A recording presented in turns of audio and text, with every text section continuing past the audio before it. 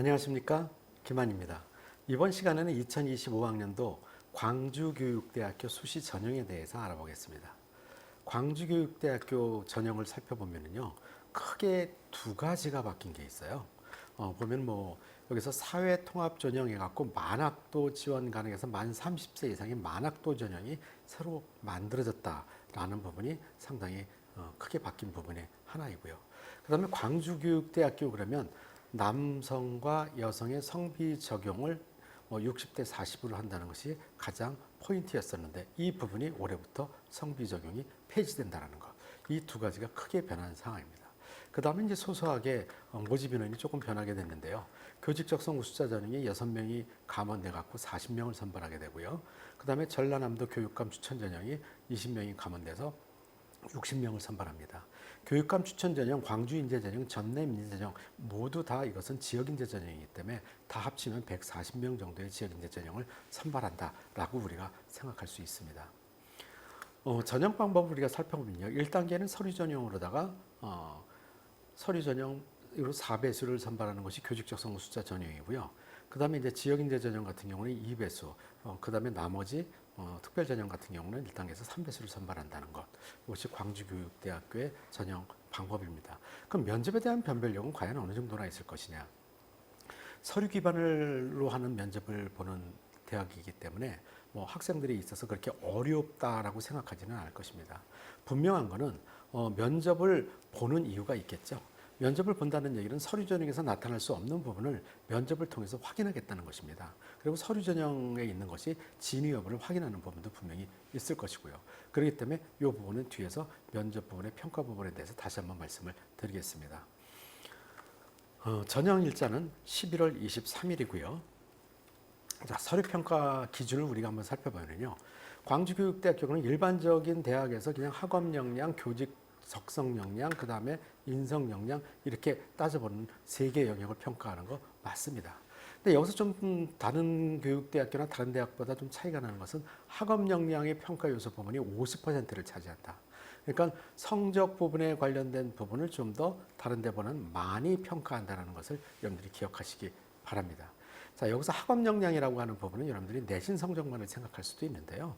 실제로 내신 성적만을 생각하는 것은 아니고요. 내신 성적 플러스 그거를 성적을 어떻게 받았는지 세부 학력 특기 사항이라든지 또 그 외에 학생들이 학업에 관련해서 나타날 수 있는 부분까지 종합적으로 평가해서 학업 역량을 평가한다라는 부분 꼭 기억하시기 바랍니다.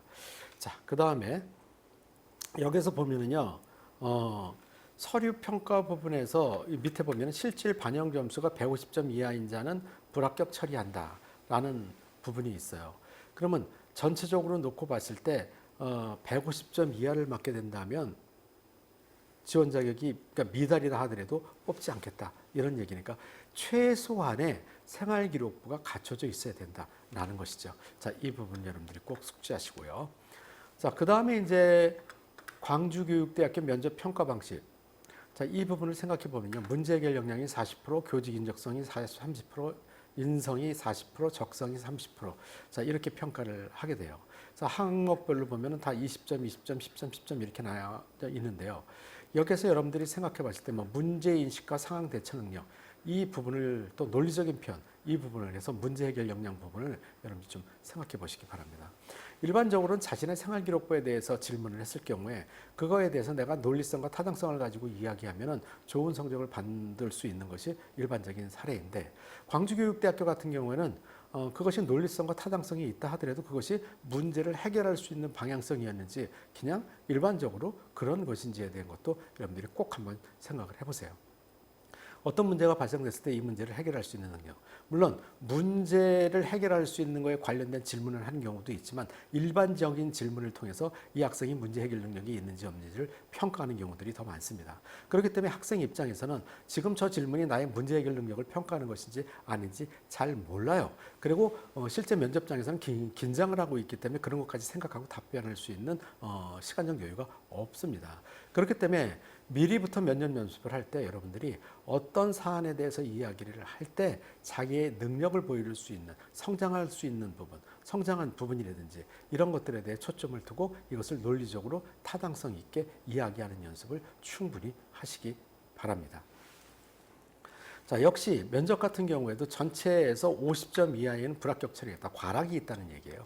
아니 뭐 서류 기반 면접이니까 대충 보고 그냥 나는 이 서류가 굉장히 좋고 성적도 매우 좋으니까 뭐 면접 대충 봐도 되겠지라고 생각하는 학생들도 덜어 있을 수 있겠죠. 하지만 대충 보는 것과 과락을 하는 것은 엄청 차이가 납니다. 대충이라 하더라도 어느 정도 이상의 점수를 맞아야 된다는 것 꼭 기억하시기 바랍니다. 자, 이 부분은 광주교육대학교뿐만이 아니라 대부분의 교육대학교가 다 그렇습니다. 자, 그다음에 이제 광주교육대학교 전형 결과를 살펴보면요, 교직 적성 우수자 45명을 선발한 부분에서 평균이 2.44고 최저가 3.16이에요. 또 전라남도 교육감 추천 경우에도 평균이 2.39고 최저가 3.15예요. 자, 이런 부분에서 여러분들이 쭉 살펴보면은 전체 그 전국 단위와 그다음에 지역 인재 전형을 보면 지역 인재 전형이 전국 단위보다는 점수가 좀 낮을 수밖에 없습니다.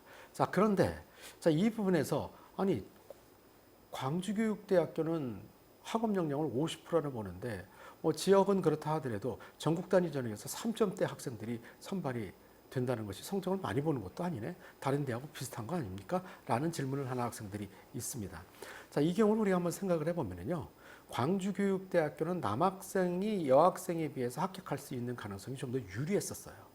남학생들끼리 40% 성비 적용을 하기 때문에. 그럼 실제로 여러분들이 홈페이지에 들어가서 확인을 해보게 되면요, 이 3.16은 남학생 점수입니다. 자, 그렇기 때문에 여학생들 같은 경우는 3점대 학생이 없어요. 그러면 이제 앞으로는 성비 적용이 없다 그러면 여학생 기준에 그 이상이 되는 남학생들하고의 경쟁이 되기 때문에 성적은 최저 성적 같은 경우는 좀 올라갈 수밖에 없다라는 것을 꼭 기억하시기 바랍니다. 마지막으로 이 밖에 궁금한 점들이 있으신 분들은 기만 컨설팅에서 실시하는 교대 입시 설명회에 참가하시기를 추천드립니다. 그 일정은 기만 컨설팅 홈페이지에서 확인하실 수 있습니다. 기만 컨설팅 교대 입시 설명회는 그 내용으로는 교육대학에서 발표하지 않은 내용들이나 자, 이런 부분에 대한 기만 컨설팅만의 데이터 분석 자료, 그리고 면접 특강, 그리고 개인 상담 등으로 이어지고 있습니다. 많은 참석하시기 바랍니다. 그 상황이 여의치 않은 경우에는 참석을 못하시다 하더라도 기만 컨설팅으로 연락을 주시면 친절하게 상담해 드리겠습니다. 감사합니다.